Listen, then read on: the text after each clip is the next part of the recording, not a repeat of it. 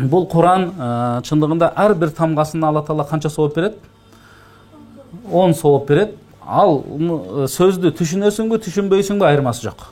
Ал эми бизге Алла Таала 2 есе сауапты берет. Арабтар өздөрү окуй берет экен, араб тили экен. Пайгамбар айтат, өзүнүн хадисинде келет, ким Куранды окуса, Куранды окуганына сауап алат, андан кийин тамгаларды айтып, кыйналып окуйбузго, үйрөнүп. Ошол кыйналганыбызга дагы Алла Таала машакатка дагы өзүнчө бизге сауап берет экен бизге. Ошондон дайыма биз Куранды тажвиди менен окуганды үйрөнүшүбүз керек. Англис тил курсуга барсак, же башка тил курсуга барсак, аябай тамгаларды ордунан чыгарган, үйрөткөнгө аракет кылат алар деле. Куранды деле биз ошондой көңүл бурушубуз керек. Жок дегенде ар бир момун мусулман адам намазына ылайыктуу Куранды жаттап алуусу бул парз болуп эсептелинет.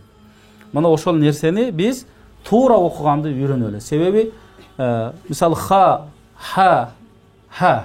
хынын эле 3 түрү бар, зынын эле 4 түрү бар, сынын дагы 3 түрү бар араб тилинде. Ошолордун баардыгын өз ордунан чыгарбасаң, сөздүн маанисин өзгөртүп коесуң. Ошондон колдон келишинче биз Куранга аракет кылалы. 28 тамга бар.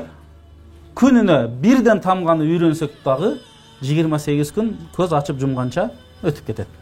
Куранда өзүнүн булагынан, Курандан окуганга эч нерсе жетпейт. Ошондон тажвиди менен, өзүнүн эрежеси менен окуганга үйрөнөлү.